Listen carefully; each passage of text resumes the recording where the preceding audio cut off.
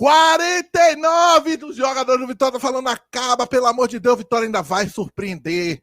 O Vitória ainda vai surpreender, eu acredito. Mas eu ainda acredito que o Vitória pode fazer o 4º gol e saímos daí com placar positivo. Diniz, boa noite. Vai perguntar? Vitória, Vascão.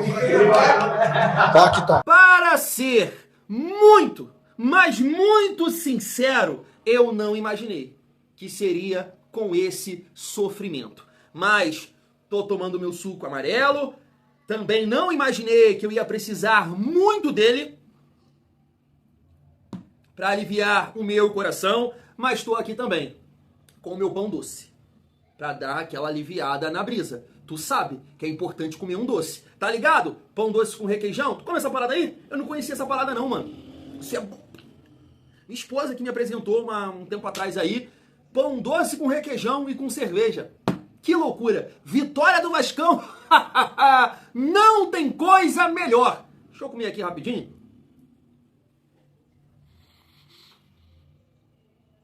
Thiagão, você foge do protocolo, né, irmão? Sim, isso aqui é um canal de torcedor. Se você tá chegando aqui agora, eu sou um torcedor. Você nem fala direito. Tem uma galera que fala bem, tá ligado? Pausadamente, palavras bonitas. Não, não sou eu. Não sou eu. Fala errado, bebo cerveja gravando vídeo. Tô calvo. É isso, é a vida do vascaíno. Ô família, esse vídeo tá muito bom também, porque a gente vai reagir aqui juntos à coletiva do Diniz. E assim, dentro da coletiva dele tem muita coisa pra gente falar, muita coisa, porque ele fala sobre o GB, ele fala sobre o Jardim, que foi vaiado, me parece hoje, Verratti, André Gomes, apatia, novamente essa palavra volta à tona, apatia. Então a gente vai reagir aqui à coletiva do Diniz. E claro, passei aí no início do vídeo. Tá maravilhoso, tá muito bom. Reações dos torcedores do Vitória com o último gol do GB. Que isso, Thiagão? Tem que passar todos. Família, vai por mim. Não precisa de todos. Precisa somente do gol do GB. Isso é muito bom, muito maravilhoso. Vamos juntos? Reagir aqui à coletiva do Diniz. Vou pausar, vou pontuar. Tá ligado? Vou entrar. Lá ele. Se liga só. Parabéns pela vitória. Queria que você explicasse um pouco, né? Um jogo meio maluco, né? 4-3 não é muito comum. Queria que você explicasse os motivos ali, os gols que o Vasco sofreu, a virada, como é que foi seu sentimento em relação a isso e a importância dessa vitória contra um rival que está na zona do rebaixamento, o que dá um respiro bastante para o Vasco. Obrigado. Primeiramente, boa noite. Eu vou assim pedir para vocês fazerem pergunta uma só, que eu tenho voo, estou meia hora esperando ali para vocês terminarem a entrevista com o Jair, que eu tenho voo agora, senão eu vou perder o voo, tá? Então, desculpa, só vou ser mais breve. Eu peço a vocês também, se conseguirem encurtar. Em relação ao jogo, eu acho que a gente atacou muito bem, somente no segundo tempo, e defendeu mal de novo, principalmente no primeiro tempo. Eu acho que a gente fez o gol cedo, no nosso primeiro ataque, depois o time recuou de uma maneira inapropriada, não tinha que recuar, ficou na dúvida, a ideia era pressionar o Vitória o jogo todo, e a gente foi recuando, ficou descaracterizado, e a gente sofreu mais do que devia por conta disso. O primeiro gol surge uma bola que está no nosso pé, a gente faz uma bola longa, depois a gente desarranja completamente a marcação, toma o gol, e o segundo, uma bola parada também numa região quase que inocente, não foi uma bola parada nas regiões mais perigosas, a gente acabou tomando o segundo gol. E depois, acho que no segundo tempo a gente teve muito volume, a gente marcou muito melhor e atacou muito melhor, mesmo quando estava com 10-10, já era para a gente ter virado, a gente virou o jogo, já era para ter feito até mais gols, e quando teve a expulsão a gente teve um volume muito grande e a vitória foi muito justa. Diniz, boa noite, Lineker Biondi, canal A Hora do Vasco. Hoje aconteceu algo inédito em São Januário, vaias ao Léo Jardim. Muita gente culpa a saída de bola dele, saída de gol em lances em bola aérea, né? Hoje, o segundo gol do Vitória, ele poderia ter adiantado um pouco antes da cobrança para diminuir o ângulo, né, de arco dentro da área, ele anteciparia um pouco mais, o cruzamento sairia um pouco mais aberto. Contra o Flamengo, aquele soco, ele poderia ter segurado também, questionado pelo torcedor, e essa saída, que a gente tem a dúvida se foi falta ou não no terceiro gol, também gerou um pouco de revolta em alguns torcedores. Eu queria que você falasse um pouco sobre isso. Obrigado. Muito boa a sua pergunta. Eu acho que, então, provavelmente ele estreou no Vasco, porque jogar em time grande, o cara ficar sem ser vaiado, então demorou muito tempo. Então, isso aí tá de parabéns, está estreando um time grande como o Vasco, muito bom pro Léo Jardim, aprender que quando a gente falha, a torcida tem todo o direito de reclamar. O Roberto Dinamite já foi vaiado, o Giovani, Pedrinho, o Felipe, o Léo Jardim foi vaiado hoje, então acho que ele tem que agradecer um pouco ele que estreou, tomando vai e o time vencendo.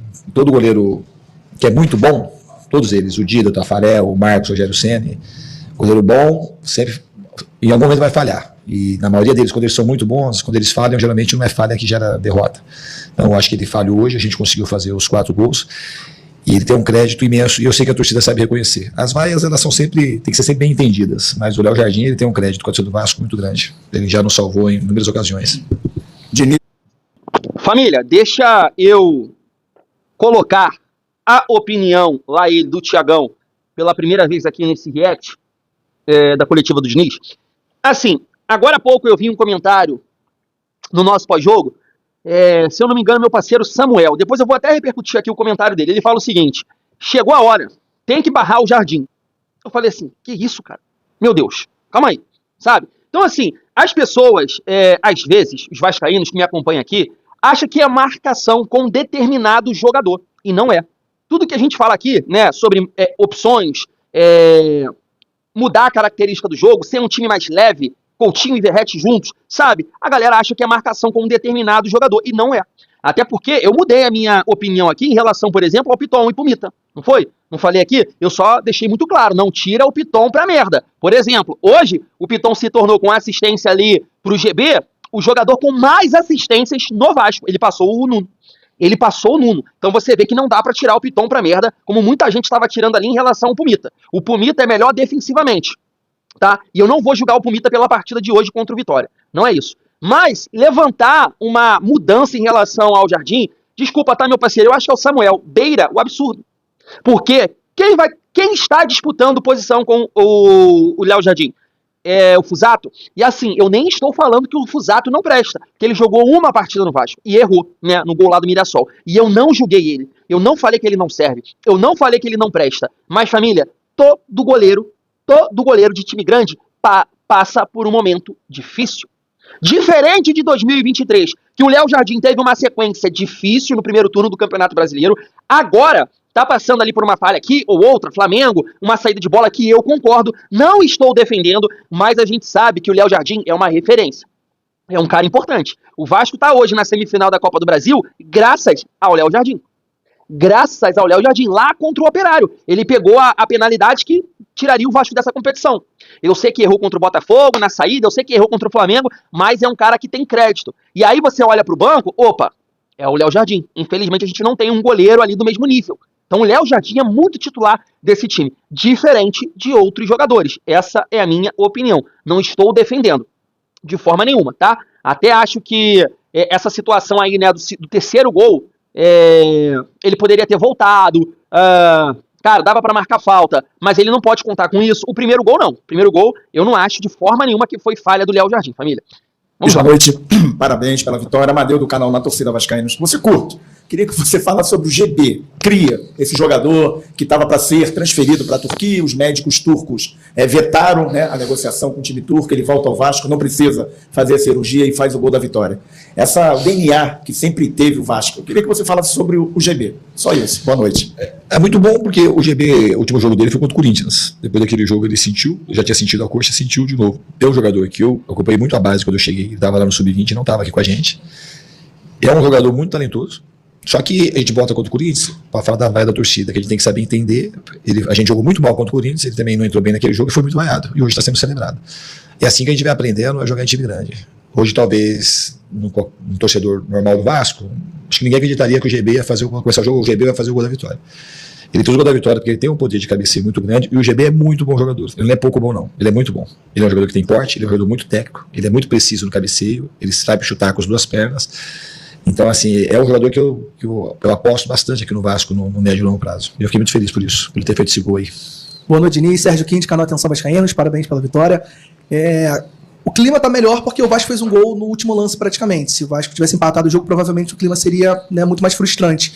Quando o Vasco enfrentou outros adversários aqui mesmo em São Januário, Bahia, Cruzeiro, jogos muito complicados, muito mais complicados teoricamente, o Vasco apresentou mais intensidade, mais disposição, mais atenção desde o início ao longo dos 90 minutos. E alguns momentos como hoje, quando o Vasco é de fato o franco favorito para vencer a partida, o Vasco não conseguiu ter o mesmo, não só o desempenho, mas a mesma nível de concentração, talvez intensidade, como eu falei. Por quê? Esses jogos mais difíceis, não que tenha jogo fácil no Brasileiro, mas esses jogos mais difíceis o Vasco consegue estar mais ligado no jogo como um todo, e os jogos que teoricamente o Vasco teria mais facilidade, entre muitas aspas, o Vasco acaba tendo essas dificuldades. Obrigado.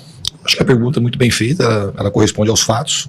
Não é do time o jogo ser mais fácil, os times estão mais mal colocados na tabela de classificação e hoje aconteceu de ter esse declínio que foi visível. O primeiro tempo a gente teve muito ruim. muito ruim. Muito ruim mesmo. Muito, até na questão do ataque, a gente não foi bem nem no ataque, nem na defesa, nada. Nem na pressão em bloco alto, nem marcando em bloco baixo, e nem bola parada, a gente não foi bem em nada, a gente só fez o gol, por exemplo.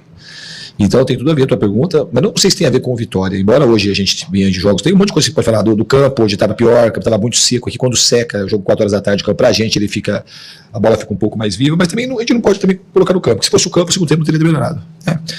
Então o que eu acho é que a gente não pode entrar, independente de quem seja o adversário, e esse jogo ele era um jogo mais importante para nós do que o Cruzeiro, o Bahia, na situação que está na tabela hoje, era um confronto direto pelo rebaixamento, que hoje a realidade do Vasco, hoje deu uma melhorada, a gente está no meio da tabela, mas ainda ela é mais, está mais assim, da parte de baixo que a parte de cima. Se a gente perde o jogo hoje, o Vitória fica 3 pontos da gente, e alguns adversários têm um jogo a menos que a gente.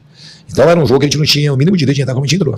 Então assim, a crítica é bem feita e a gente tem que ser criticado mesmo pelo primeiro tempo. E é bem verdade, se a gente empata o jogo, ia ter um monte de crítica. Embora no segundo tempo também a gente pode reverter tudo que aconteceu no primeiro tempo. O time foi intenso, errou algumas coisas, principalmente da parte da marcação, de ceder alguns contra-ataques, mas o time foi muito ofensivo, foi muito criativo, foi muito ousado, foi muito corajoso e mereceu a vitória. No segundo tempo eu gostei muito. As falhas do segundo tempo elas são mais admissíveis. A do primeiro tempo não, acho que a gente falhou muito mais do que a gente devia. Boa noite. Mais uma vez, o Thiagão vai entrar, lá ele. Por quê? Essa resposta aqui do Diniz, ela vai de encontro ao meu desabafo, meu ponto de vista em relação ao time titular do Vasco. Eu falei o seguinte no nosso pós-jogo: qualquer coisa diferente desse time titular beira a loucura. Jardim, Cuesta, Robert Renan, PH. A lateral esquerda, eu ainda tenho uma dúvida, tá? Pumita ou Piton. Beleza, é a única dúvida que eu tenho. Cabeça de área, Hugo Moura e Barros. Hugo Moura e Barros. Eu sei que o Tietê, antes da lesão, era um cara protagonista, jogando muita bola, muita qualidade técnica, mas ele não acrescenta sem bola. Não acrescenta, dá muita liberdade, tem muita dificuldade física. Então, Hugo Moura e Barros, porque foi a cabeça de área que dá mais equilíbrio ao Vasco. A gente tem mais dificuldade na saída de bola, na construção, de ter um volante para pisar na área, ser um elemento surpresa? Sim. Tem, mas com Hugo Moura e Barros, o Vasco se defende melhor. E hoje isso é mais importante do que ajudar na construção, que é o caso do Tietê. No ataque, Nuno, Ryan de 9, Andrés Gomes e Coutinho. Qualquer coisa que fuja dessa escalação, na opinião do Thiagão, beira a loucura. E tudo que o Diniz falou aqui comprova isso. Um primeiro tempo, mais uma vez, que ele toca no quê? Apatia. Não é apatia. Não é só apatia, é condicionamento, é característica, é parte física. Família, conciliar Coutinho com Verratti, Nuno, Ryan, não são jogadores de força física, de ir, voltar, tipo um pack da vida. Então isso traz dificuldade. E você ainda com o Tietê no setor de meio campo, isso dá muita dificuldade para o Vasco defender. Poxa, hoje foi diferente do jogo contra o Bahia, do jogo contra o Flamengo, do jogo contra o Cruzeiro. Apatia, característica. Peças contra Flamengo, Bahia e Cruzeiro, quem jogou de cabeça de área? Hugo Moura e Barros. Por quê? Auxiliam, ajudam nessa questão física. O Diniz tem que parar, eu até concordo, tá? Que ele tem que entrar com esse discurso aqui, porque ele não pode queimar jogador. Beleza, mas eu quero ver as próximas escalações do Vasco, principalmente contra o Fortaleza fora. Não dá. Você tem que olhar para a parte física, porque olhando para a parte física, o Vasco fica um time muito mais equilibrado. De forma nenhuma, eu quero chegar aqui e falando que a partir disso, desse time titular, o Vasco vai varrer, vai ganhar todo mundo. Não, mas essa escalação é que mais aproxima, é que mais leva o Vasco próximo das vitórias. Isso é claro. Mas é isso. Mas é o Verratti. Mas é o Tietê. Família, contra fatos, não há argumentos. Hoje, o segundo tempo do Vasco, com Andrés Gomes, Nuno, Ryan de 9 e Coutinho, comprovou isso. Fica um time muito mais móvel, muito mais intenso. Então, é o que eu falei. A apatia, Diniz? Não é apatia, é escolhas, é peças. Começa a botar o time que tem que botar, que eu estou falando aqui, que aí, realmente, se o Vasco não conseguir competir fisicamente, aí sim, a gente pode levar para a questão da apatia. Agora, o Coutinho, fisicamente, é um jogador frágil. O Verratti, fisicamente, é um jogador frágil. O Nuno não é um jogador de disposição, assim como o Ryan. Então, a nossa frente dificulta muito o nosso sistema defensivo e o nosso meio-campo. O Vasco tem que dar mais força à frente para a gente melhorar defensivamente. E esse time é que o Vasco tem que colocar em campo a partir de agora, na minha opinião. Vamos lá. 1923, parabéns pela vitória. Você fala do primeiro tempo, lá contra o Palmeiras, você falou que o primeiro tempo foi apático. Eu achei esse primeiro tempo, como você falou, ruim, desorganizado, confuso. E uma virada para o segundo tempo. faltou uma capacidade de controle da partida em algum momento, destacando que o Vasco, no Campeonato Brasileiro, é o segundo maior que faz gols. E, ao mesmo tempo, é o terceiro que mais toma gols. Falta uma capacidade de controlar alguns jogos antes de entrar nessa gangorra, uma montanha-russa, no decorrer das partidas? Muito obrigado. Obviamente que hoje faltou equilíbrio. Acho que faltou equilíbrio hoje, nem a questão é essa. A gente entrou muito apático, a gente não pode entrar apático como entramos contra o Palmeiras e hoje também. Repetiu um padrão. A gente entrou muito conectado contra o Flamengo, muito conectado aos jogos do Botafogo. Então, assim, não é que é um padrão do Vasco. Esses últimos 2 jogos que a gente, pegar os últimos recordes, dos últimos 10 jogos, os inícios do primeiro tempo, que a gente foi muito mal, foram esses 2 últimos jogos. Eu não ia parar, tá? Eu não ia parar aqui. Mas não, Diniz, eu não quero criar furdunço, eu não quero criar tumulto, mas não coloca o coletivo. O Vasco foi bem contra o Botafogo, a partir do momento que o Tietchan sai, entra o Matheus Carvalho, que nem traz essa fisicalidade, é assim que fala, essa parte física pro Vasco, mas competiu. E aí equilibrou mais o time. Contra o Flamengo foi Hugo Moura e Barros, ajudou mais ali. Contra o Cruzeiro da mesma forma, não é uma questão de apatia, é uma questão de físico, de característica. Isso está muito claro. O time do Vasco, a partir de agora, principalmente do meio para frente, Hugo Moura, Barros, Coutinho, Andrés Gomes, Nuno e Ryan. É isso. Não tem que inventar mais. Ceará, a gente não começou mal o jogo também. A gente terminou, deu um vacilo no final do jogo. Mas esses 2 últimos jogos, o primeiro tempo foi muito ruim e a gente precisa corrigir isso. Bruno Murito do GE. 2 perguntas rapidinho. A primeira, por que você tirou o Verratti no intervalo do jogo? É raro a gente ver ele saindo no intervalo assim, logo quando o Vasco está perdendo também. E a segunda, o Ryan e o GB, os 2 agora na zona mista, falaram que você teve uma estrela ali na hora dos gols do Vasco. Primeiro que você pediu pro Ryan bater o pênalti na pausa ali na revisão, e o GB você disse que ele iria entrar e iria fazer o gol da vitória. Tem um pouco de feeling, tem um pouco de confiança na base? Não, de feeling, não é questão de ter confiança na base, eu confio na base sempre, confiança no jogador especificamente. Eu acho que o jogo hoje tinha a cara do Jabir, muito a cara dele. Ele é um jogador grande que tem um cabeceio, é muito preciso no cabeceio. Tava todo mundo encostando a cabeça na bola. Então era uma coisa meio clara de que ele entraria e teria a chance de fazer o gol. E ele, como eu disse, ele é bom jogador.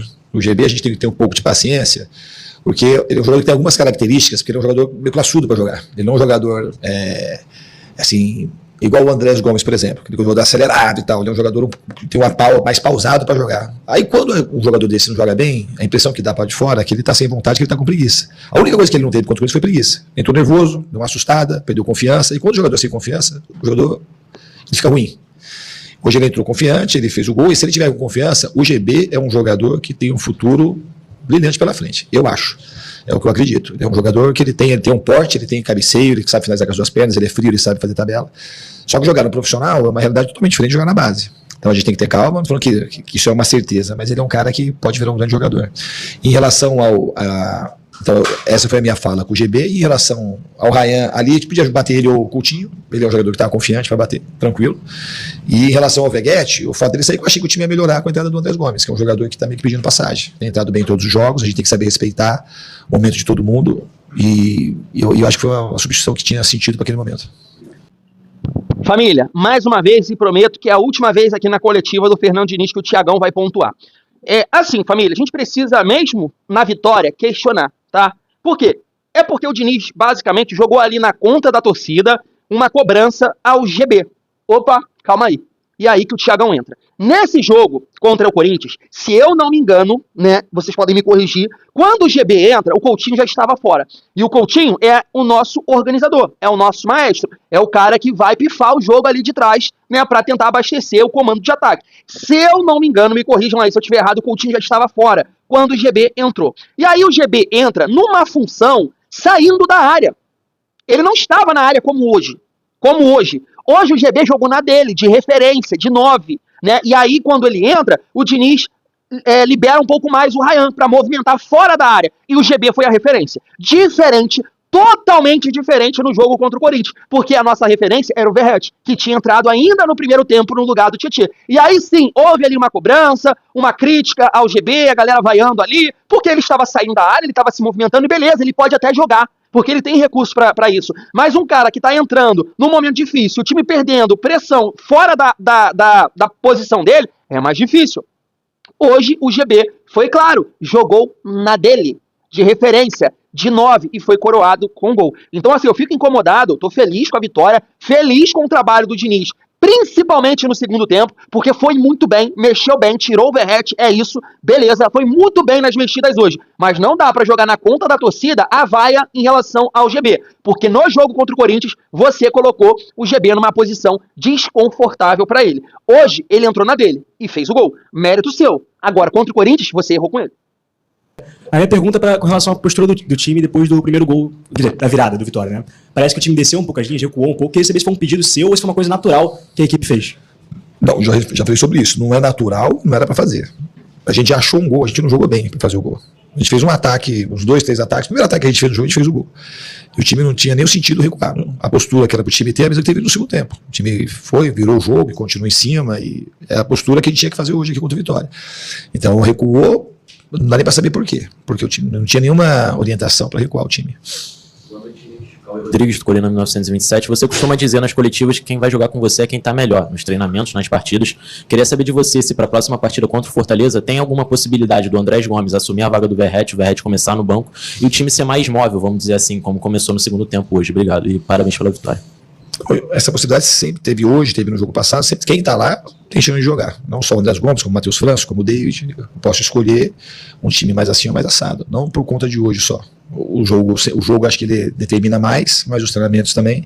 Agora a gente tem essa pausa e temos bastante tempo aí para a gente escolher o melhor time para jogar contra o Fortaleza. Boa noite, Diniz. Jonathan Santos, canal BTB Esportes. Parabéns pela vitória. Obrigado. O Vasco agora se distancia a 8 pontos, né, do Vitória, primeiro colocado na zona do rebaixamento. Qual é o campeonato que o Vasco joga a partir dessa vitória?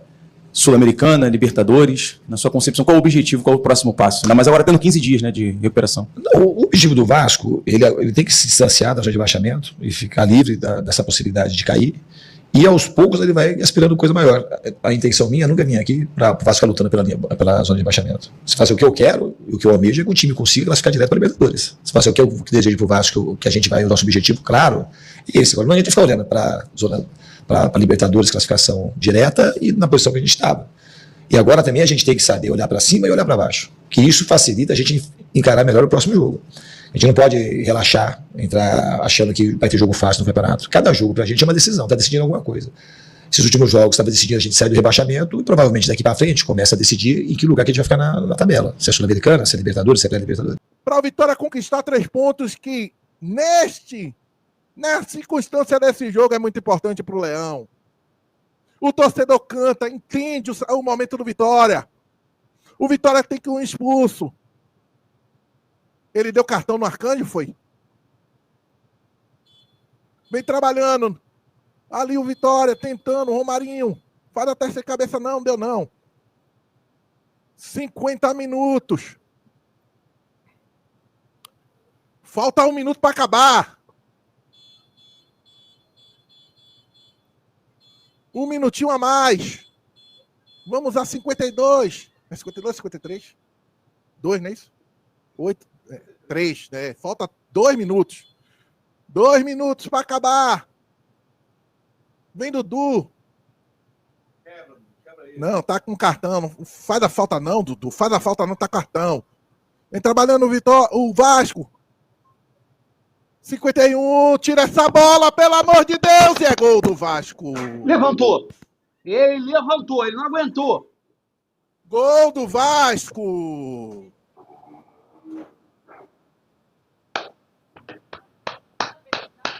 Sem palavras. Eu entendo ele. Eu entendo. Foi assim que eu fiquei no terceiro gol do Vitória. Sem palavras. Faltando Fica assim, não. 2 minutos e meio, né, para o jogo acabar, eu acho. Vai ser agora o Vitória agora. Corta o time do Vasco. Ela sobra pro Robert Renan, meu Deus. Coutinho vem conduzindo pelo meio. Bola longa em direção à lateral. Domina por ali o Piton. Vem trozindo pro meio. Vem Piton de novo. Toque na beirada. Vai pra cima da marcação, David. Solta no Piton. Recomeça com Robert Renan. Olha pra grande área. Deixa de novo no David. Vai pra cima da marcação. Vai cruzar na grande área, a bola aberta, corta o Baralhas, ela fica viva. Romarinho desviou bem, mas ela sobra pro Vasco, mata no peito, Dudu pressiona, tenta recuperar e o árbitro deixa o jogo seguir, fica com o Vasco. Passe na lateral, pra cima da marcação, David tocou pro Piton, levantou na área, GB e o gol!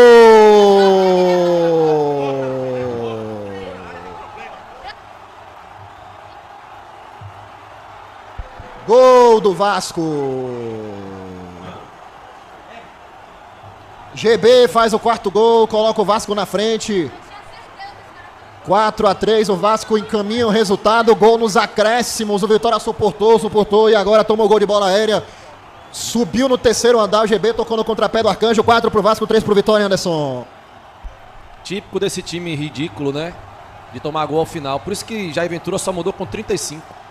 Porque quando os caras que entram destroem tudo.